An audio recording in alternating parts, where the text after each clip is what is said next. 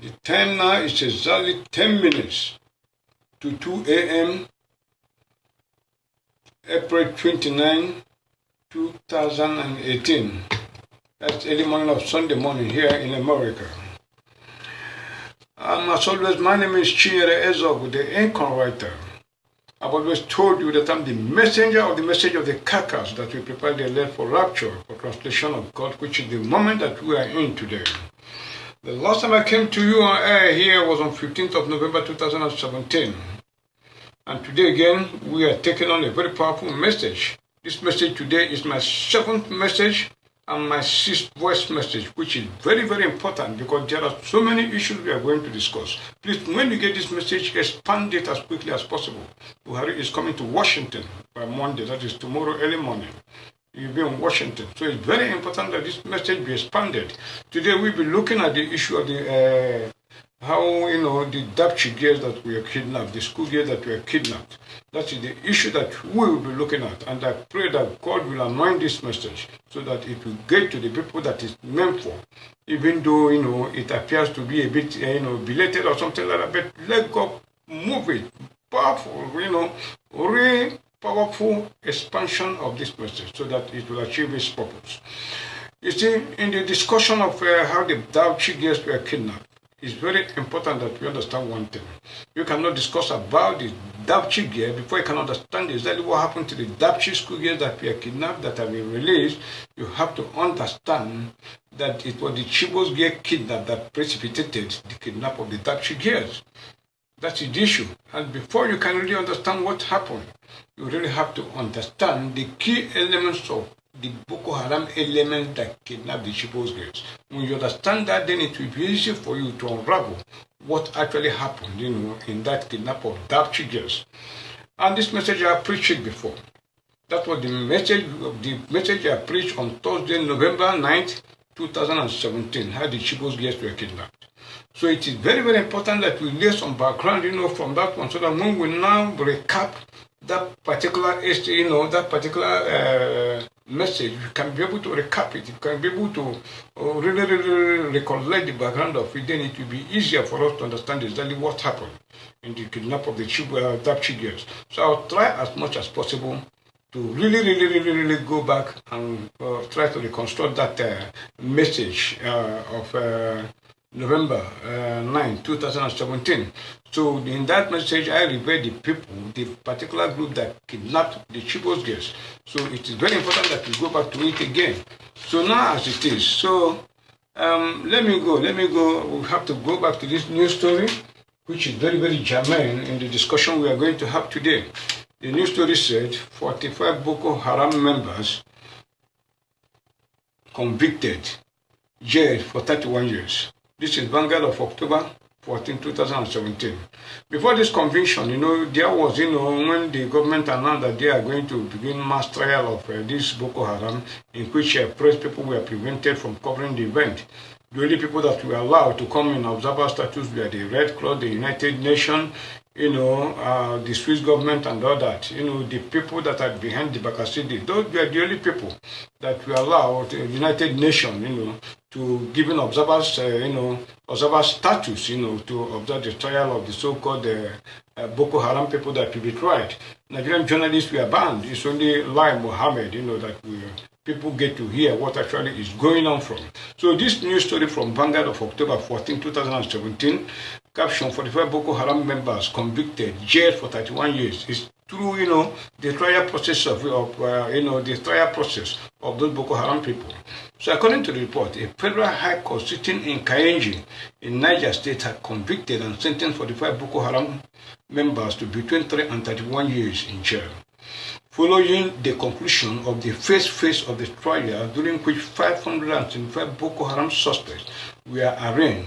In a statement issued in Abuja on Friday, the Minister of Information and Culture, Lai Mohammed, said the court also discharged 468 suspects who had no case to enter. 34 cases were struck out, while 28 suspects were remanded for trial in Abuja and Minna. The court ordered that the 468 discharged persons before they are handed over to their respective state governments should undergo the radicalization and rehabilitation program. Before we move further with the news report, it is important, to know that it was only the Minister of Information and Culture, Lai Mohammed, that, really relayed information to journalists, on one may ask why. Why is it, like I have explained before, journalists were banned. It's really from him, from that, Lai Mohammed, that we get to know, the only thing, the liar himself, the liar in chief, that we get to know exactly what the government wants us to know and nothing more. So the court also discharged 468 suspects who had no case to answer. So nobody knows exactly why these people were discharged and how it was arrived, at the conclusion that led to their discharge. Nobody knows. According to Lai Mohammed, nobody is there to know why and how those people were discharged. Now the question arises: if they claim that the 468 discharged, they are discharged because they have no case to answer, then why are they now undergoing this? They say they are going to, they are going to de-radicalize them. Why are they going through that process? Which clearly shows that it is a lie. Now the report continues. The trial commenced with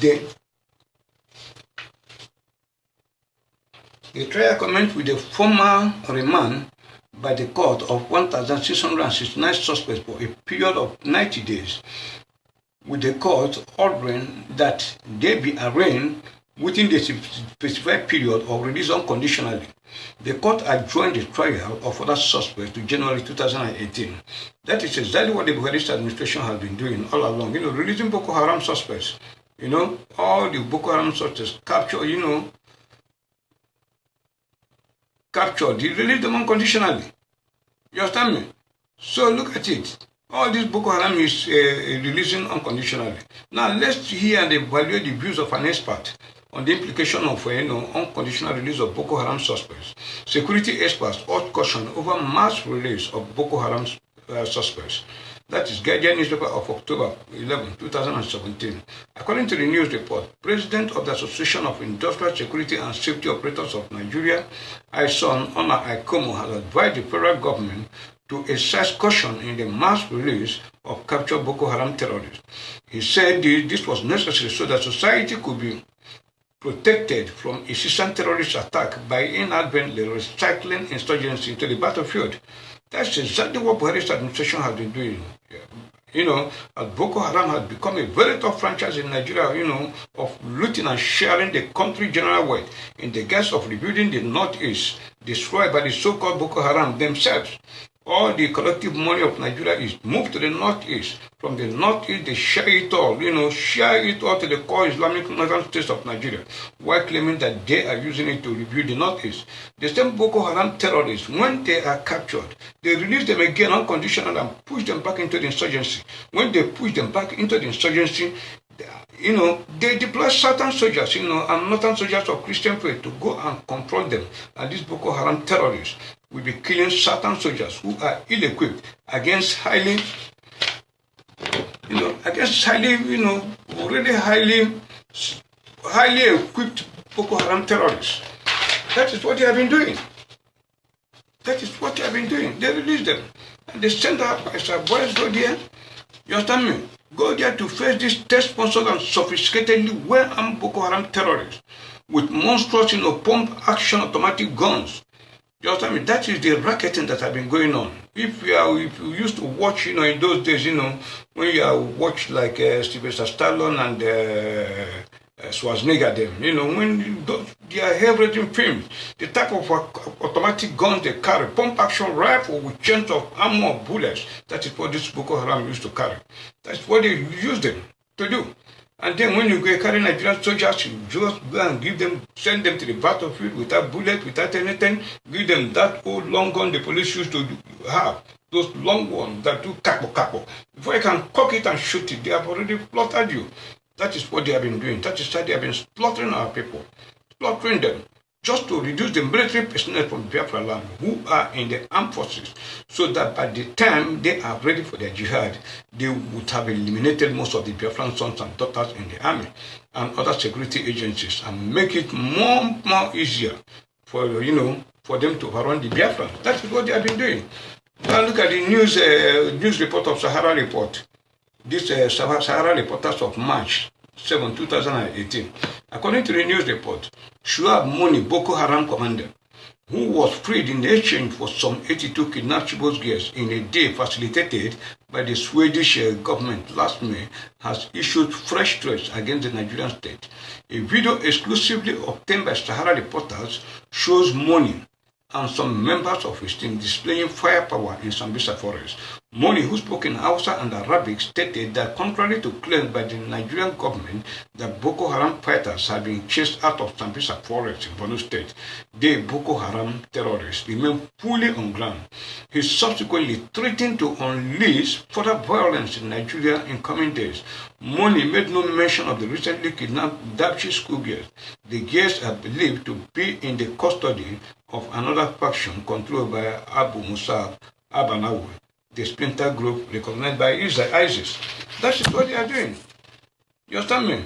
All these people that have already paid money, they use the money by sophisticated weapons, then they push them back into the insurgency, send our boys to go and fight, money them. Money will clear them. That is what has been happening. The expert report from the Guardian continues. Onan said, according to the report, that releasing suspected terrorists should be based on concrete evidence of repentance and conversion to true Islam, which restore peace. There must be ample evidence of de-radicalization.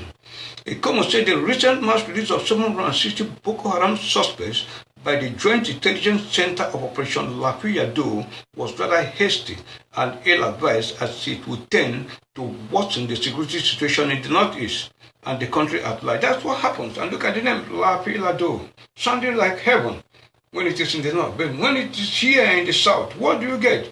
You get all sort of murderous names. Look at what is here, Operation Crocodile Smile, Python Dance, Hyena Jamboree, and those sort of rubbish names of very dangerous carnivorous animal species of the first order.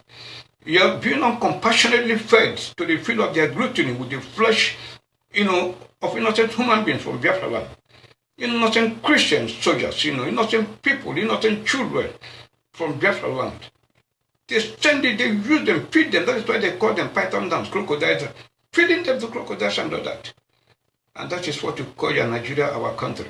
Only that alone disqualified Buhari from being the chief, for this Buhari and his chief of staff to face the International Criminal Court. All those names, crocodiles, Python, why do you, for the citizens of your country? You understand me? The report of the Guardian continues. According to Ona Ekomu, I'm still quoting him, the mass release of suspects without a rigorous investigation of each suspect would tend to worsen an already fragile security situation.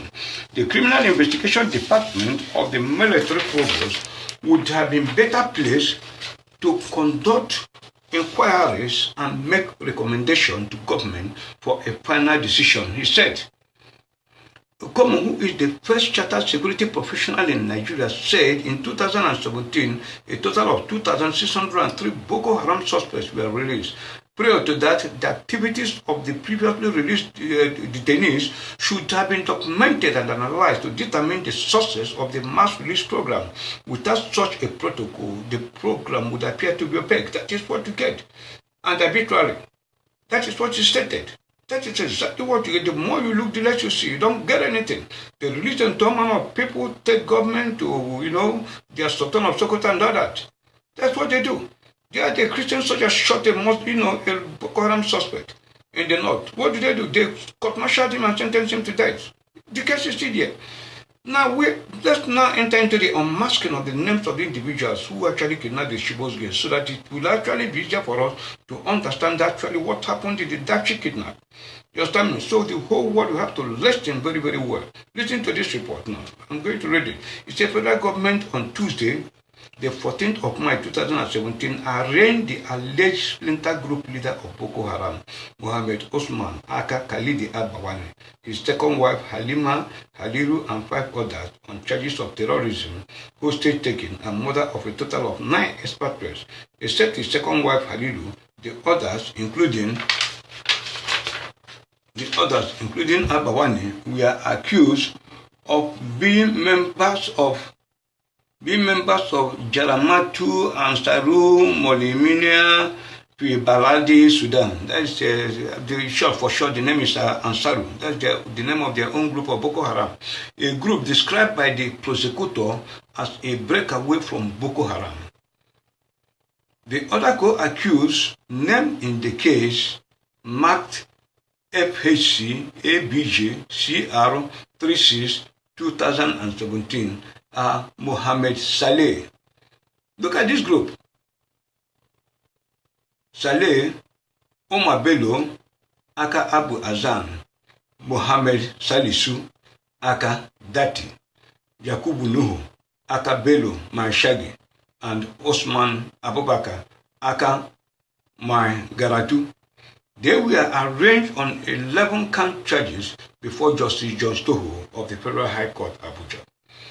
It should be recollected that this is the same Justice John Stoho who refused to hands off Nnamdi Kalu's case. Nnamdi Kalu, the leader of indigenous people of Biafra. Even when he was accused, when it was stated that he biased, he refused to hands off. But you will see how he voluntarily relinquished, responsibility for this. He hands off. Voluntarily, he hands off this case. You see it. 6 months later, let us see what happened. Judge hands off trial of Boko Haram factional leader Abawani and 18 others. That is Vanguard newspaper of October 3, 2017. That is from Abuja. Justice John Soho of the Federal High Court in Abuja on Tuesday disqualified himself from further presiding over the trial of a factional leader of the Boko Haram sect, Mohammed Osman Aka Khalidi Abawani. Justice Soho withdrew from the case following the allegation by some of the defendants that he was biased. Abawani, who was identified as the head of a Boko Haram splinter group that specialized in kidnapping and murder of foreigners, is facing trial alongside other alleged members of the sect. That is Ansaru. That is Ansaru.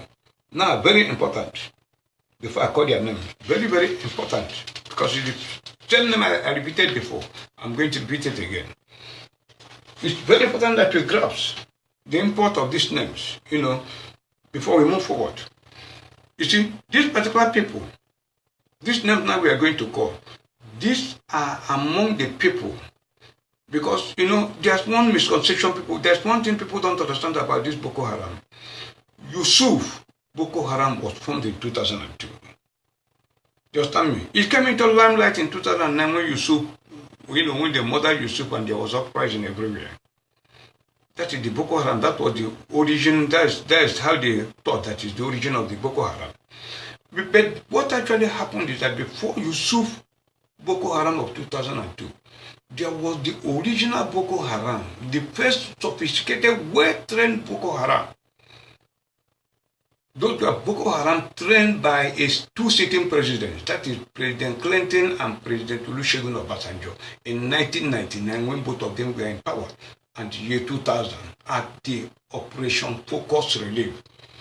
That Operation Focus Relief in the guise of peace mission to Syria alone and all that. That was when the real men Boko Haram, sophisticated Boko Haram, were trained.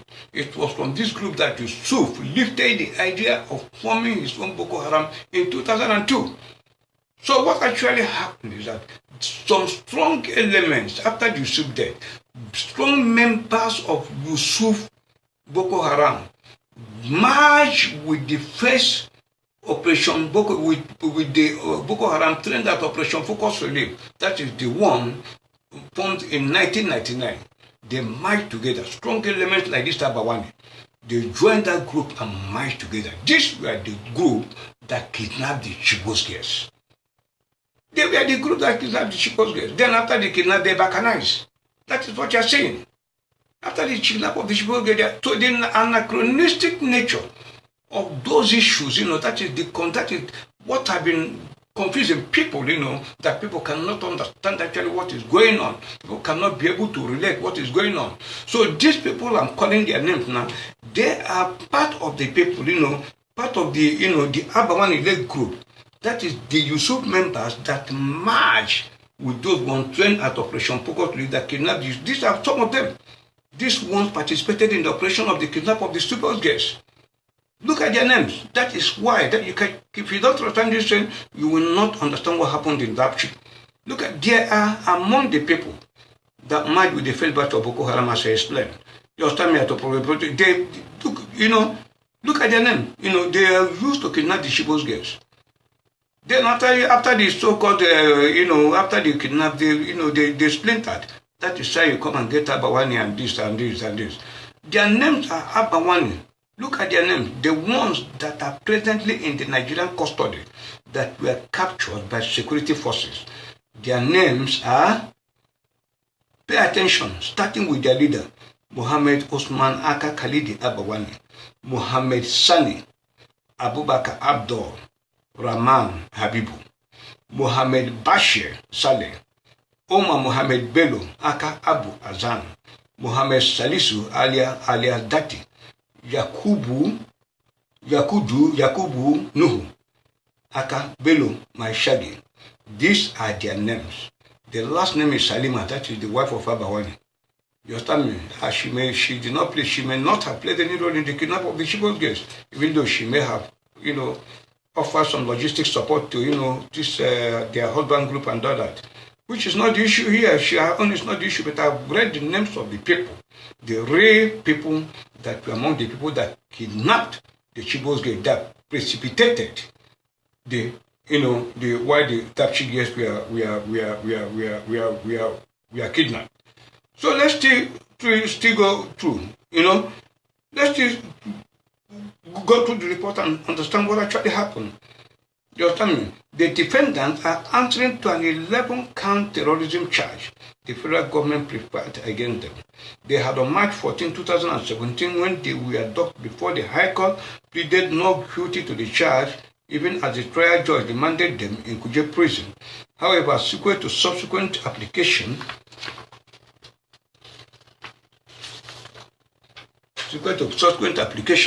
the federal government, Justice Soho, on April 25, reversed its earlier ruling and gave the Department of State Service the nod to retain the defendant in its custody, pending conclusion of the trial. Can you imagine? Can you imagine? Pending the conclusion of the trial. Consequently, on the resumed sitting of the matter yesterday, that was October 2, 2017, 5 of the defendants, through their lawyers, said they were no longer confident in the ability of the judge to handle their trial objectively, insisting that they have lost confidence in Justice Soho. The defendants said they would prefer to face trial before another judge of the High Court.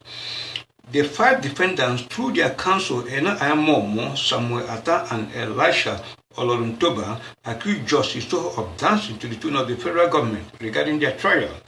Besides, they alleged that condition of the DSS detention facility greatly worsened their health status, saying they were constantly denied access to their family members and legal representatives. Nevertheless, another defense lawyer in the case, Mr. Nathaniel Adejunle, told the court that his client, Mohammed Sani Abubakar Abdul Rahman Habibu, were comfortable with Justice Soho being in charge of their trial. On his part, the prosecution counsel, Mr. M.S. Labaran, urged the court to ignore the 5 defendants and, proceed with the full-blown hearing of the case the federal government initiated against them. Labaran maintains that the disqualification application was a deliberate ploy by the defendant to frustrate their trial.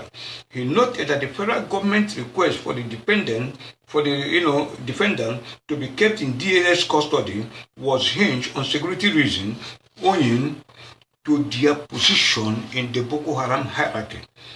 You understand me? Very important, let us know the grade of these people.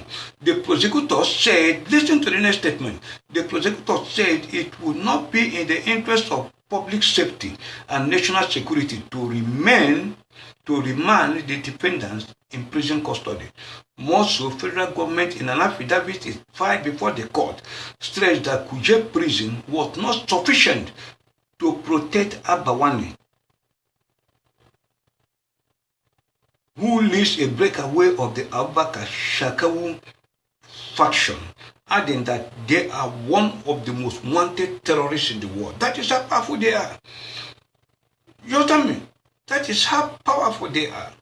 Khalid Abawani is the man the American Security Intelligence Agency placed a reward of a whopping $5 million on his head for anybody that will volunteer information that will lead to his arrest and prosecution, just to show how powerful he is. Now let's go back to the report.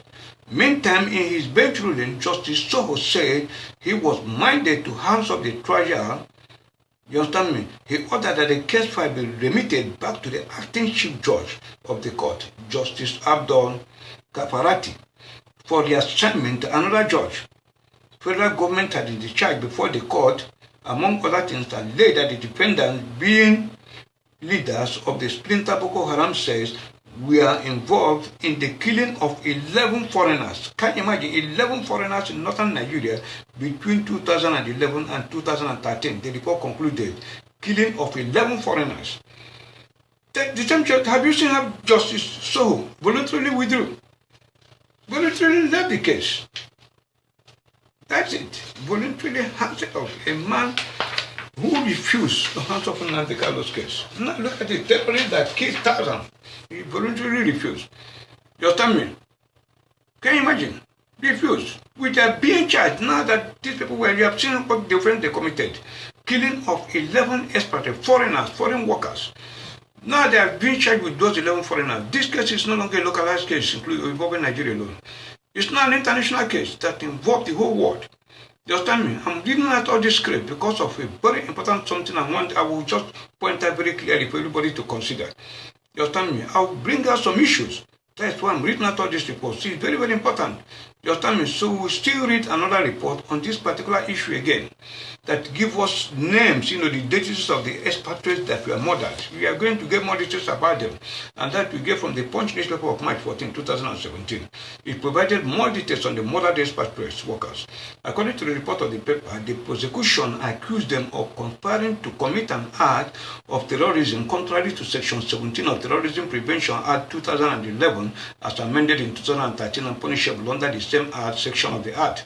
They were also accused of murder of internationally protected person contrary to Section 3A of Terrorism Prevention Act 2011 as amended in 2013 and punishable under the same section of the act. The defendants were said to have in February 2003 at the Krima Boko Haram camp in Stampisa murdered 7 internally protected persons. The murdered expatriates were named as Carlos Bo Aziz, Brendan Vohan, Silvano Trivasan, Constantinos Karias, Guy Lida Yasta Said, that one is a female, Julio Ibrahim Eko, and Ahmad El Andari. These are the people they murdered. Very important to know as we go through the next statement. Now look at the next statement. They say the terrorists allegedly buried these bodies, the bodies of these murdered expatriates in shallow graves. Now I want us to do a recollection. That the world now noted the source of the DSS plan that claimed that IPOB members murdered the 5 Fulani herdsmen in Abia State and buried them in a shallow grave along with 50 other unidentified corpses in a shallow grave in a forest in Isuguata in Abia State. Look at it, the same people. The same people. Have you seen it? That all those things are fake. That they heaped on IPOB.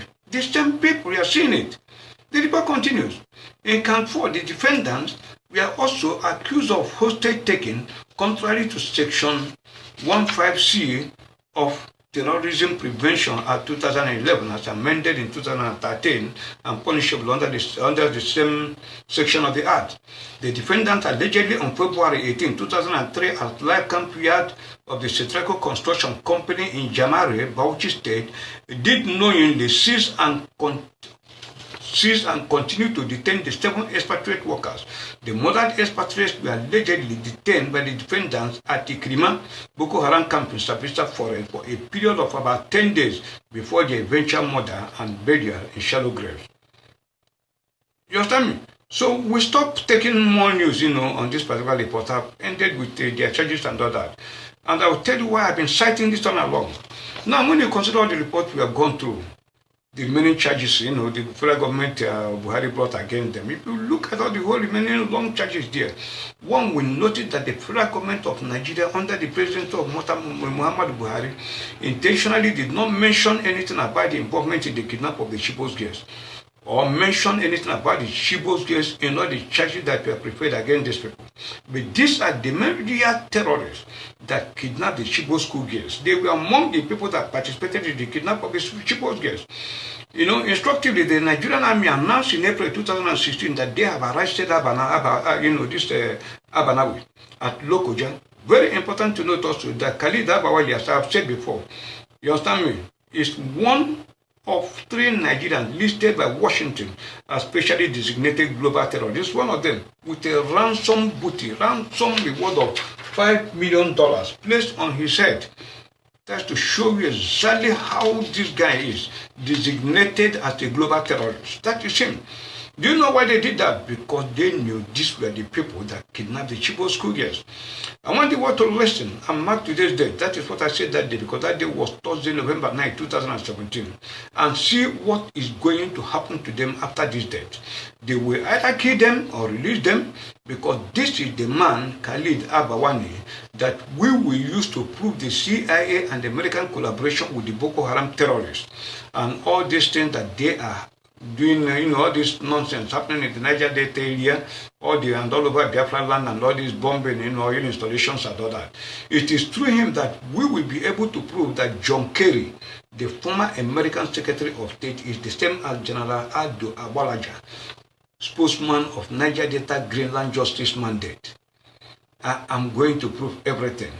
The Abawani group of terrorists are the people. They have been commissioned to eliminate a lot of prominent people like Goodluck Ebele Jonathan and his wife when hostility starts. They are the very Boko Haram commanders, military commanders that will take charge of operation in Biafra land when their full jihad will commence openly. What President Muhammad Buhari did when they exchanged those terrorists with some of the Chibok school girls was to separate the late Yusuf-led members that joined with the men well-trained Boko Haram terrorists at Operation Focus Relief, so that the world will not be able to build the connection. Therefore, will not be able to know who actually kidnapped the Chibok girls. That's what happened. Those 4 terrorists that were swapped with the 21 Chibok girls, when they swapped those girls, the last batch of Chibok girls that were released, are terrorists that carried, there were 4 Boko Haram, we read the Sun report stated, they were the terrorists that carried the ransom reward Buhari paid them. No money was transferred to them. The ransom reward was given to those Boko Haram that were exchanged with the Chibok girls. They were escorted by the United Nations, the so-called Red Cross, and the Swiss government. They went with the ransom money that Buhari paid them, that the Sun newspaper of Friday, October 14, 2016, on how the girls were released, quoted a source who told them that the exchange took place Wednesday night, 12 October 2016, when Nigerian military officials, alongside personnel of United Nations, Red Cross, and National Emergency Management Agency, conveyed 4 Boko Haram militants by chopper to Banki, a border town in Banu, in Bama local government area of Borno State. There, 21 released girls were picked up. The girls were brought into Maiduguri Air Force Base at around 8:30 a.m. The source said most of the girls had babies. These 4 escorted terrorists went with the ransom money that Buhari-led government paid to them, which they shared among themselves after removing the money for the purchase of their more deadly weapons. Even though Khalid Abawani were in detention, all of them got their own shares of the money through their designated desired delivery, points and, poses and receivers whom they have appointed to collect their own money. Let the world therefore demand for an international cooperation and taking over of the trials of these suspects that are already in the security net of the Nigerian government. And let President Muhammad Buhari hands off that trial. Let him hands off the trial. And every evidence to prove that allegation, like I said, will be provided. What today's date, I said it, and that day was Thursday, November 9, 2017. And see what is going to happen to Abawani and co. You understand me? And that was exactly what I said that day. You understand me? I said that every evidence will be provided. Emphatically, I stated emphatically that the terrorist group they were the people among the people that kidnapped the Chibok girls, and that God will have it, those people are in the Nigerian security net. They are supposed to be there today. That is the background I want to hear about the Chibok girls. Now, let us see why the 110 Dapchi school girls were kidnapped. You understand me? Now, why were they kidnapped? The above lengthy narration I've been doing before was to give the background, on that my WhatsApp conversation of Thursday night 2017, was to give the necessary background. Because as I said earlier, it was the Chibok girls that precipitated the kidnap of the Dapchi girls. You understand me? That is what happened, which was very necessary to understand why the Dapchi school girls were kidnapped. Very important to recall again that when most of those girls were Dapchi girls were, purported to have been released, they brought them back from where they kept them, returned by the terrorists, from where they kept them.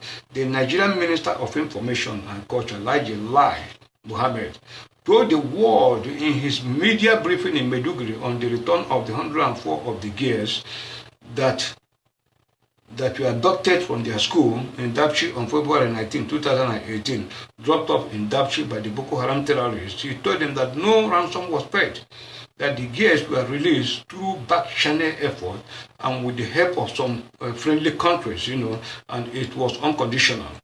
Lai Mohammed also stated that the only condition they asked for was that they should be the one to drop off the girls. They didn't want to hand them over to anybody. That is what he said, or to any party. Nothing was given in exchange for them. Still clarifying that nothing was given in exchange, Lai Mohammed stressed that what happened was that the abduction of itself was a breach of the ceasefire talks between the insurgents and the government. Hence, it became a moral burden on the abductors. Can you imagine? Any report that we paid ransom or engaged in prisoner swap is false. That's what he said. This statement from Lai Mohammed, the Minister of Information and Culture, is a lie from the deepest pit of hell.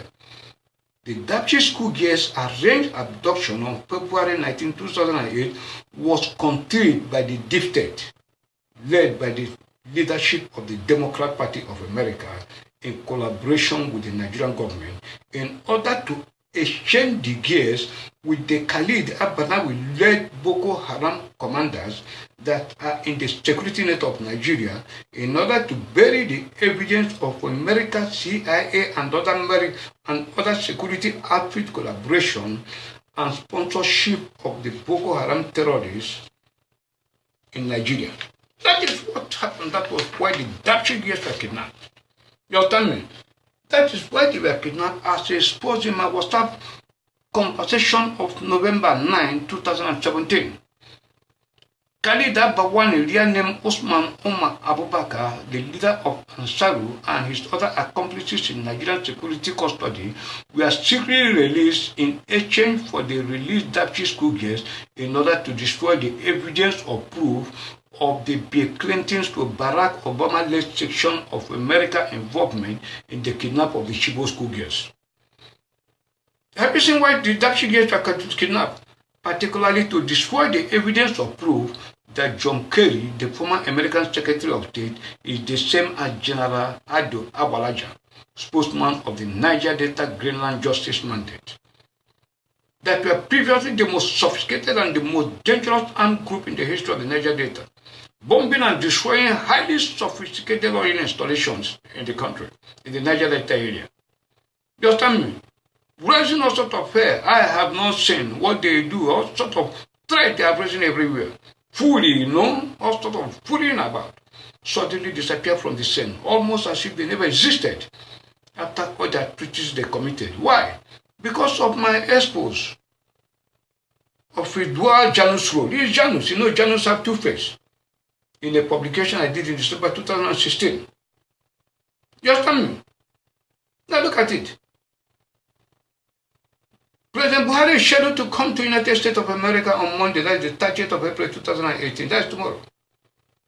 If America and the rest of the world, and it's important before I say this, America is already on fire. This deep state, they want to eliminate President Trump by all means. By all means. They want to eliminate President Trump. by all means, the signal that will precipitate the jihad, they've already set a jihad in Nigeria that is softly going on. The signal that will precipitate that jihad is the elimination of President Trump. There are many ways they want to kill him. And one of the ways they have planned to kill him is to eliminate him through the same way they eliminated Sani Abacha.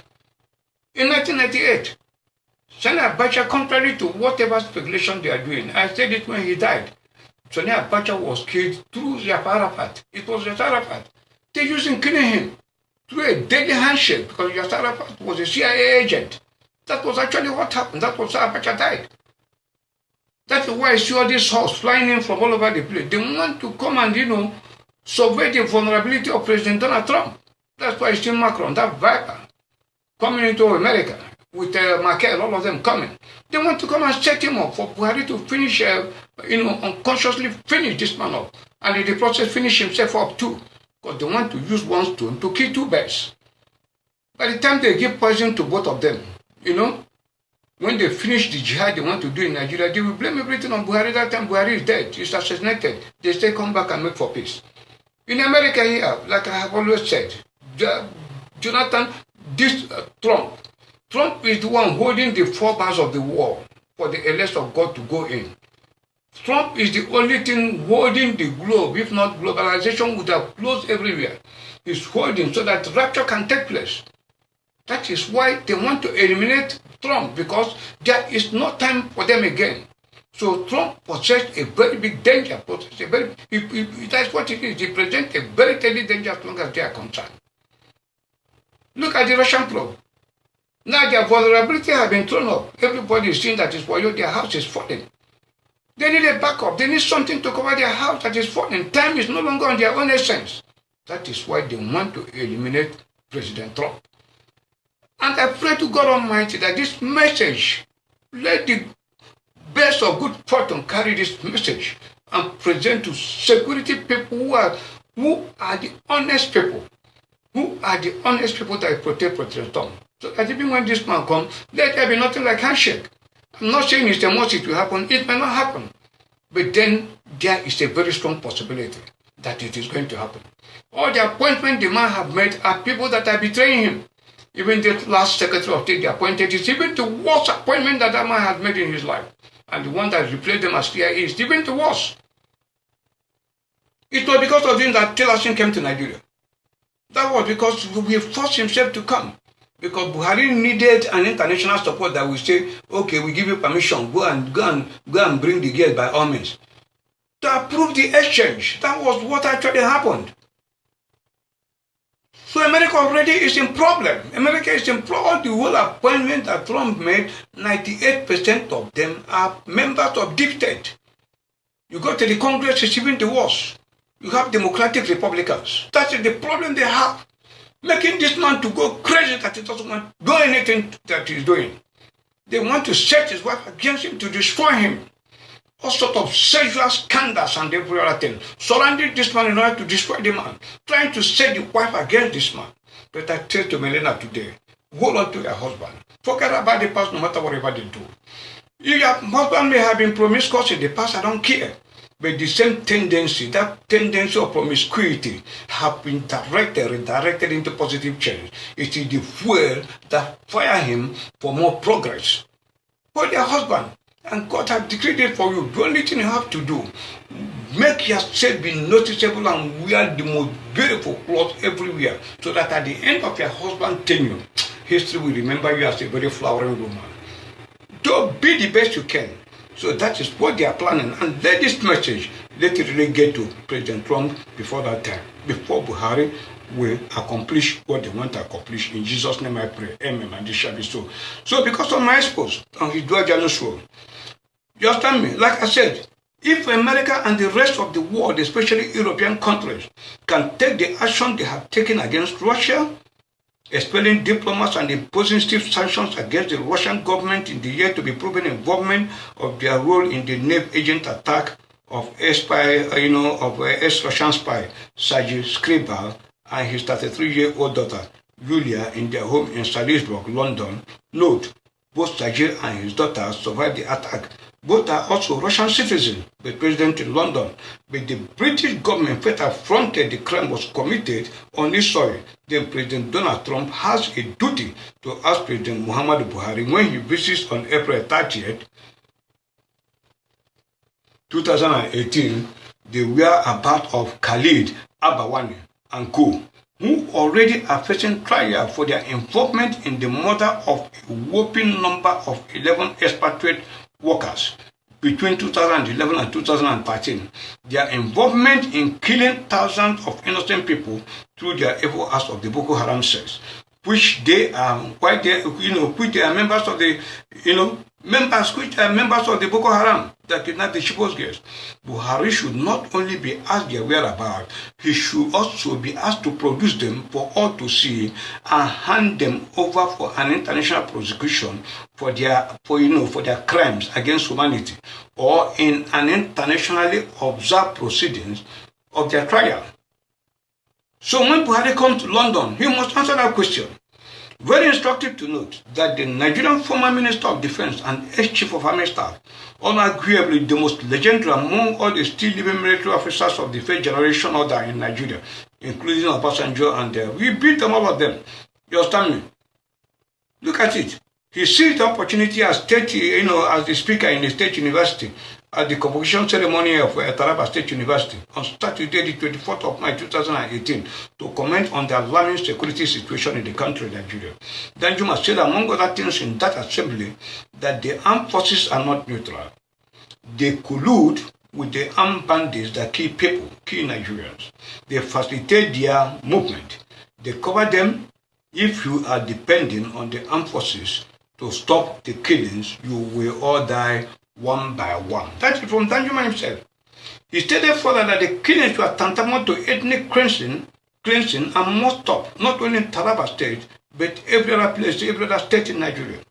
In their support of T.Y. Danjuma's Wake Up Self-Defense Call to Nigeria, the National Christian Elders Forum, NCEF, in their solidarity message published in the Vanguard of April 3, 2018, noted that General Danjuma's public statement is finally putting a seal on the long-known conspiracy between the Islamists in the current federal administration and the Islamist insurgents in the country. That such a conspiracy could exist is confined by the flagrant violation of the federal character principle in the Constitution by the Buhari's administration.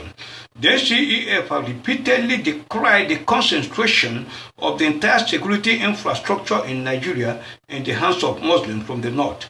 All the key positions in the Ministry of Defense, Ministry of Interior, State Security Service, Army, Civil Defense, prison are held by Muslims from the north. This is a total violation of the Constitution, of which the Buhari's administration should be totally condemned and thoroughly rebuked.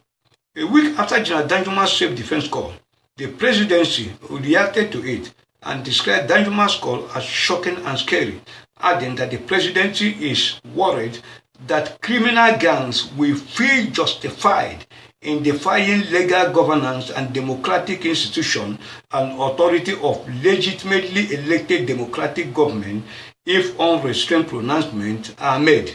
This is a man who overthrew an elected government in 1985. Look at what he's saying. Democratically elected. This terrorist himself. Look at what he's saying. You understand me? That's what he's saying. That's what he said through his spokesman, Dapchi. You understand me? On their own, the Minister of Defense, Mansuade, look at him. Reacting to Danjuma's remark, he said it's highly uncalled for. An invitation tarmac. The Nigerian Senate even called for the sack of the whole service chiefs and redistribution of top security positions in the authority, in the armed forces and in the whole security forces, to douse suspicious of conspiracy theory and to reflect ethnic representation. Did Buhari do anything? All those things we are talking, the unity of Nigeria is of concern. Have Buhari rearranged the structure in the armed forces? He continued to recycle the service chief. Go and look at all of them, Buratai. How many times have Buratai tenure elapsed? All of them continue to reconcile. Because of what? Because of the jihad. They are waiting for Trump. They want to kill Trump. That's the only thing that is holding them back. Immediately, Trump head falls back. Look at them, the killing stars. Look at the Sahel Force. They have put the Sahel Force, G5 Force. Look at them. The same way they did Operation Boko Haram before. You know, that was what they did in the case of training army for Syria alone, peacekeeping. They have replicated it again. G5. This is a standard army that will clear everywhere. Immediately the thing starts, they say Trump is no more. They succeed in killing Trump. Everywhere is finished. You will all die one by one. You people don't listen. Because when they are saying it, they think it's this. They are listening. That is the worst thing that have happened to our own people. They are looking unto God. And I'm telling you today, if you are waiting for God to do your work, you will all die one by one. Quote me. You will all die one by one. God cannot work for you. God work with you. That is the difference. God work with you. That is the thing. Go to Leviticus 26:8. It says, 5 of you will chase 100, and the 100 of you shall put 10,000 to flight, and your enemy shall fall before you by the sword. By what? By the sword. He did not say by prayer. 5 of you. Did God say, I'm going to? He was with you. When he told Israelites the walls of Jericho, go and they have to go around the wall. You are listening to all these satanic pastors like Dapchi and all these criminals that you see in the house of God, playing with things. I'm a prophet of God, that is what I'm telling you. You don't know what is happening. Prophets of Old Testament, under Old Testament, all sorts of birds, flies, and all sorts of demonic gods come into Old Testament. They don't have the realization, they don't have the revelation of the New Testament, because Jesus is the truth, the way, and the life. You can preach the New Testament without standing on the authority of Jesus Christ. That is it. If they are doubting me, let me tell them exactly where the word is. The word now is on exactly Revelation 12, 1 to 17. That is one of the greatest mathematics you can find anywhere. I've interpreted it, I have interpreted it so many years ago. Now I'm challenging all the Christians everywhere in the world. I'm giving all of them a challenge. Go and interpret that thing. It's a complete mathematical order. Go and interpret it. After this interpretation, I'll give the word and that challenge. And we shall see, and by the interpretation of this thing, you are going to understand what is going to happen. Already, whether you like it or not, nothing in this world, quote me, nothing will stop Nigeria from fighting a war. Because there's no peaceful war of dissolving a heterogeneous entity like Nigeria. They're not else, they know it. They know it, that blood will flow, even if it is for one day. They know it, they are preparing, that is why they are coming. Everywhere, Fulani herdsmen, all these Fulani herdsmen, they have already planted them. And let me reveal one secret to you. Buhari will tell you technically the herdsmen have been defeated. Technically this. That is a coded signal. What he's saying is that technically their targets have been defeated. He is telling the Boko Haram people, technically, their target, we have captured them. So there's no going back. That is the signal. They tell you Boko Haram have been defeated. If Boko Haram have been defeated, why did Buhari go and take $1,000 to fight Boko Haram? Why did Buhari go back? He went back, and from the back, he went and he said they paid the American money. Look at Donald Trump, confronted with a lot of problems he has in his country. Do you want to be the border war? Can President Trump approve money for himself? Now look at Buhari, put Nigeria into sort of Islamic positions. Islamic organization. Buhari put Nigeria there, D8 everywhere he entered. You understand me? The last time they did this African trade, they want to build African trade union. Did Buhari go there, didn't go? The one they did in, where is it? In Rwanda. Kagali. He did not go. Why did he not go? Because this ECOWAS court, they have passed a verdict against him on human rights about Nnamdi and the issue. He doesn't want to go there, so he doesn't want to obey that, he doesn't want to obey the judgment. That's why he's running away. That's why he didn't go. But when you ask me, he want to consult the opposition. He want to consult those who oppose Nigeria from entering into that agreement. How many people did you consult when you put Nigeria into DA? Did you consult anybody? So people don't even understand what is happening. Their country is already finished. You understand me? So look at it. That's what is happening. You understand me? They say that Juma's statement is anarchy. You don't know what they are doing. They are already doing what Barack Obama told them to do. You understand me? Go back to the speech of John Kerry. on 23rd of August 2016, the one he delivered in Sokoto, that was a call for jihad. That is what has been going on in Nigeria, but people don't know. So if you don't stand up and tell Buhari to go down and put the army in regional control, you are all going to finish. All of you are going to finish. You don't know it, but you think it's a joke. You are going to see. The Nigerian Senate, they called him. Read this report. Did he do anything? He did not do anything. If people don't stand up today, they are finished. You understand me? Look at it. Everywhere in Nigeria, great problem everywhere. So that's what is going on. So I will stop here for today. I'm going to stop here so that we don't waste more time. You see, what Danjuma said, let me just tell you one thing. In 19 February 1999, you understand me? I published a book. Anyway, let me just close here so that I'll stop. Okay, let me just read the book I published. More than 20 years ago, as a means of... Okay, let me stop here. I'll continue. So let this message go far. Let it go far in Jesus' name. Let it go far in Jesus' name. Let it go far in Jesus' name. I cover this message with the blood of Jesus. But let me still read that message.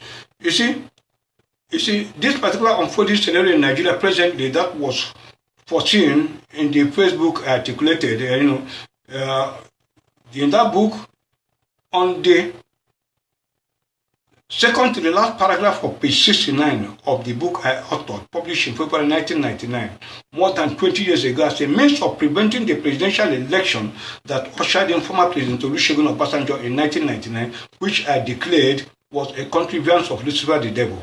I wrote on that paragraph of the book, titled Shining the Light Down from Above as the hero and heroine go home, in memory of the late Chief Moshood Abiola and his wife Kudirat Abiola. What is happening today in Nigeria is a foreshadow or a preview or a foreshadow of what is awaiting the world. A foreshadow of events moving around the world.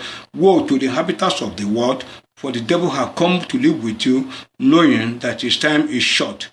So, that he have but a short while. That prophecy is for the people of our time, and Nigeria is the time clock for the beginning of the devil's time being short. From the time of this exposure, February 1999, to the time it will take Nigerian to kick out the devil from his stronghold, Nigeria will mark the devil's time being short.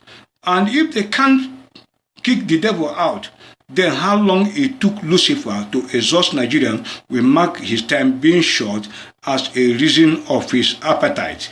You understand me? And he become the Antichrist as a reason of his appetite. That was in 1999.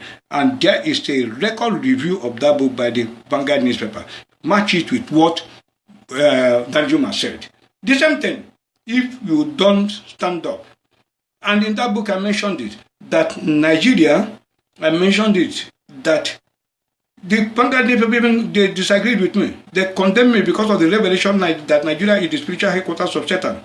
And I said it in that book that when Buhari's overthrow of Shagari's government marked the time Satan entered into Nigeria permanently without going on tour anymore. Now Buhari is back. What have been happening again at DC? Killings everywhere. Killings everywhere. Killings everywhere. Match it. If you don't kill the devil out, you will die one by one, the same thing that you must say. So I'm going to stop here so that this message can be expanded. So God bless. I'm still coming back again, to update on so many other issues. I pray that Donald Trump will get this message in Jesus' name. Amen.